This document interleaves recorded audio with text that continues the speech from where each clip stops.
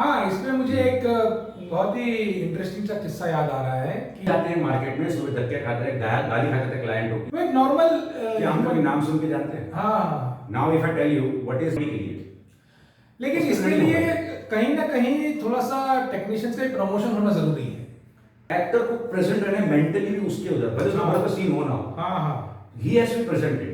हम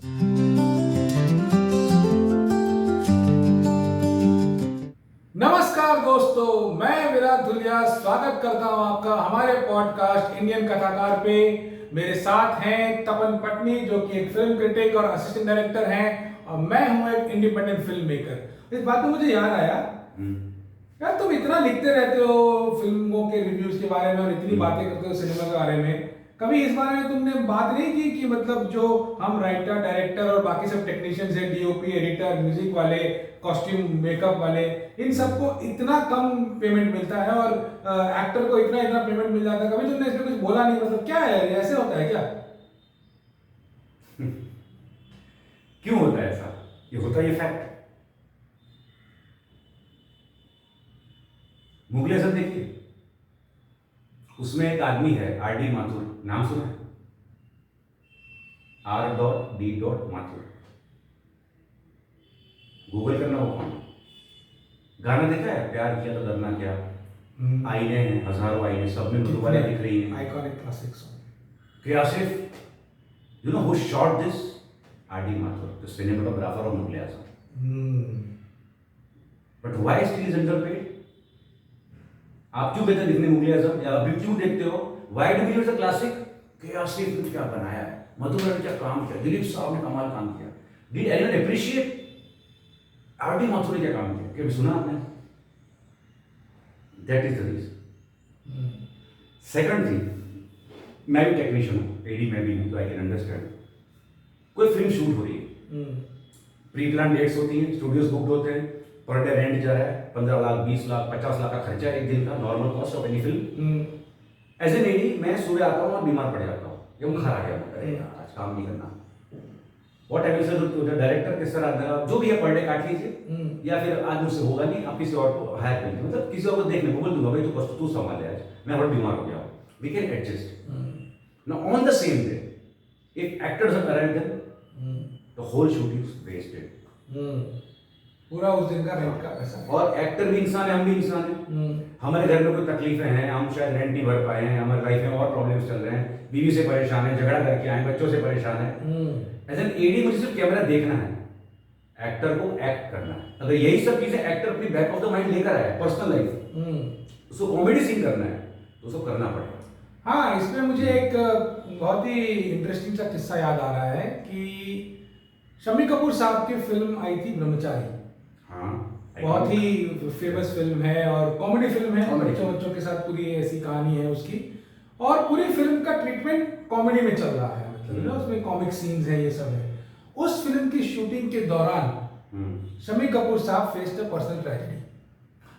he lost Geeta Bali ji, and it was a big personal loss for him। लेकिन उस personal loss के बीच में भी उन्हें वो कॉमेडी सीन्स दिए। मन में उनके इतना दुख है कि अब मतलब कैसे होगा आगे, क्या होगा जीवन, अपना लाइफ पार्टनर खो देना, और तो उन्होंने कॉमेडी सीन्स दिए हैं। तो कैसे उस इमोशनल उसको उन्होंने ओवरकम किया होगा। हम लोग एक छोटा सा कैसे झगड़ा होता है, 2 मिनट की दो दिन से बात नहीं करते, अरे यार बात करने का मूड नहीं यार, सब कैसे चल रहा है, सब हो रहा है। रिसेंटली आप तो बड़ी बड़ी बात कर रहे हैं, रिसेंटली राजकुमार राव की मदर की डेथ हुई थी, वो शूट में था, तो ये न्यूज़ तो मिला, आजकल तो मोबाइल से। तो राजकुमार राव शाम की फ्लाइट पैकअप करके शूट बॉम्बे से अपने जो भी नोएडा जहाँ भी वो रहते हैं उनकी फैमिली वहाँ गया, सारे गए, मतलब वहाँ सारे पिक्चर्स खत्म किए। Next day morning he was in the shoot, being the star also he could have told मैं 2 दिन काम नहीं करूँगा, no one could have known Rajkumar Rao, वो रीड है, बट नहीं, अगर किसी टेक्निकल या हादसा हो तो वो 2 दिन छुट्टी घर बैठ सकता है, एक्टर नहीं बैठ सकता। ये स्टेक लेके वो चल रहा है। और हम सिर्फ फिल्म लाइन की बात कर रहे हैं।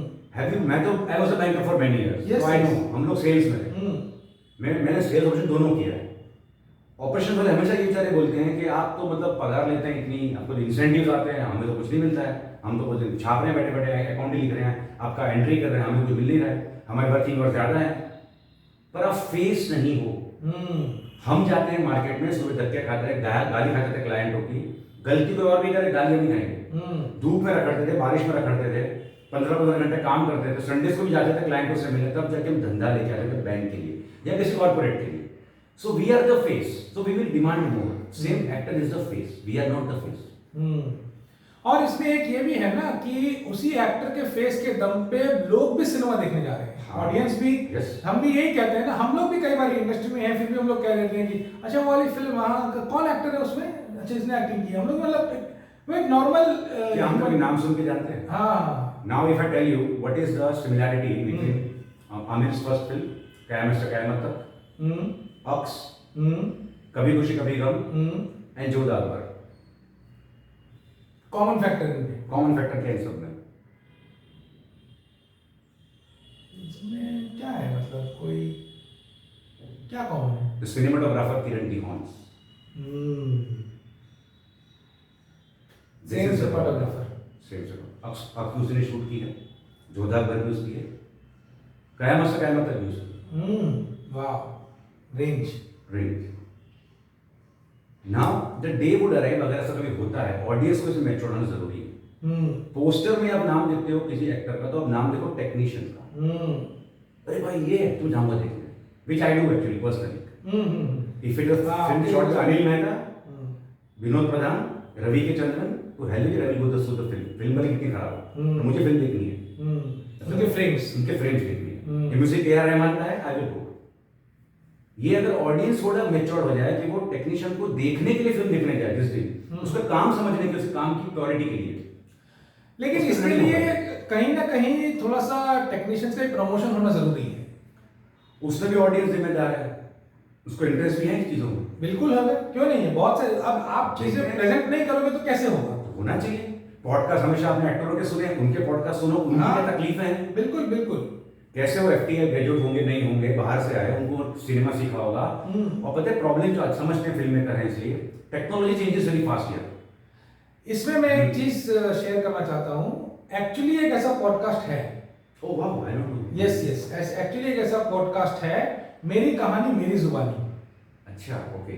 वो लोग ये बहुत सारे वीडियोस मैंने देखे हैं, यूट्यूब पे है, जो वो लोग ये काम करते हैं कि वो लोग टेक्नीशियंस को बुलाते हैं, तो एडिटर्स को बुलाया है उन्होंने, म्यूजिक आर्टिस्ट को बुलाया है, and it is not about technicians only, directors का भी नाम लेके लोग नहीं जाते हैं, except you have made a mark. हाँ, लाइक टुडे बिल्कुल, I would go for Farhan Akhtar, Bhansali और राजा मौली। हाँ, लेकिन आप न्यूटन फिल्म को जानोगे, मोहम्मद मसूद का कितने लोग जानते? कोई नहीं जानता। अमित मसूद का एक और, हाँ, न्यूटन, वो राजकुमार राव वाली फिल्म। हाँ, तो वो एक्टर के फेस से वो उससे रिलेट करते हैं। हाँ, तो इसमें सही है ऐसा हो। और ऐसा क्यों है? द रीजन यही मैंने बताया ना कि actor is always on set, जो फेस दिख रहा है उसकी इंपॉर्टेंस। और सिर्फ फेस नहीं, उसका उस चेहरे में दिखना, उसका हमेशा फ्रेश रहना, हाँ। इमोशनली इन्वॉल्व होना। आप इमोशनली इन्वॉल्व नहीं हो जब टेक्नीशियन, आप डायरेक्टर की बात अलग होती है, इमोशनली में इन्वॉल्व नहीं हो फिल्म के अंदर।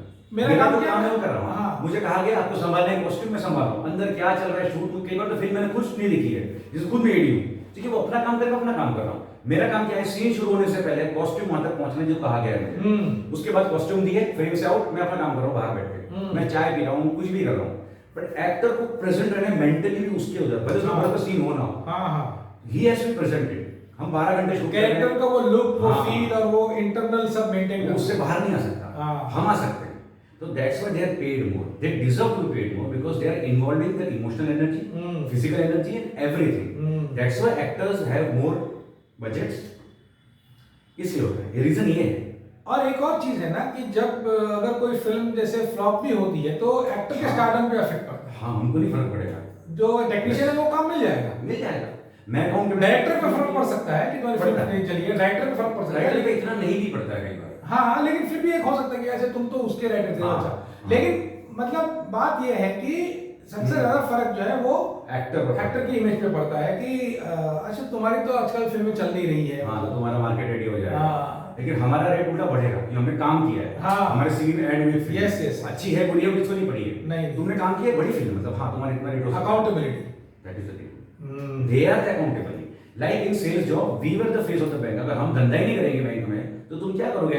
किसकी एंट्री करोगे? बैंक में पैसे नहीं आए। We are taking the risk, we are taking everything. हम जा रहे हैं मार्केट में घूमने, हम खा रहे गालियां, तो तुमको काम मिल रहा है। इट इज लाइक एक्टर है तो हम लोग हैं, तो वो एक्टर को साइड जो आना नहीं पड़ेगा। जो फेस है वो ताली गाली दोनों उसी को मिलेगी, दोनों उसी को मिलेगी, हमें नहीं मिलेगी। जब हमको नाम ही नहीं पता किसी टेक्नीशियन के, तो हमें क्या पता अच्छा काम किया बुरा काम किया। सही बात है। That is the game. तो ये मतलब ये बहुत सारी इस टॉपिक पे बहुत मतलब बातें होती रहती हैं कि मतलब अरे यार बहुत सारे आर्टिकल्स भी आते रहते हैं कि एक्टर्स को इतना मिल रहा है, ऐसे है वैसे है। तो ये एक दृष्टिकोण है इसको देखने का। और हाँ मतलब ये चीज जरूर है कि थोड़ी सी पैरिटी आनी चाहिए, थोड़ी सी पैरिटी आनी चाहिए।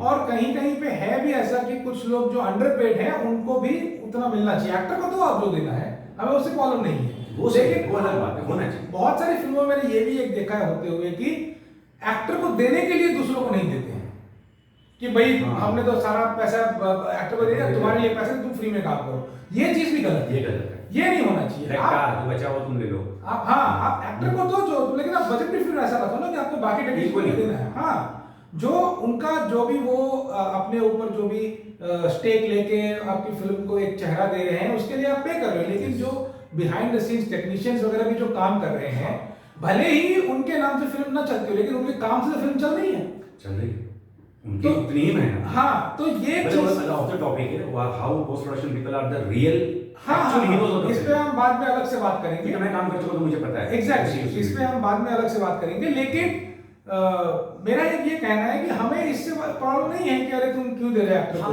दो उनको, लेकिन आप बजट को भी उस तरह, क्योंकि आपको पता है ना कि आप एक एडिटर हायर करोगे, आप एक म्यूजिक डायरेक्टर हायर करोगे, आप एक राइटर हायर करोगे, आप एक लिरिसिस्ट, पूरी टीम है, आप सबको हायर करोगे ना। आपको पता है कि ये सारे डिपार्टमेंट्स होते हैं फिल्म मेकिंग के।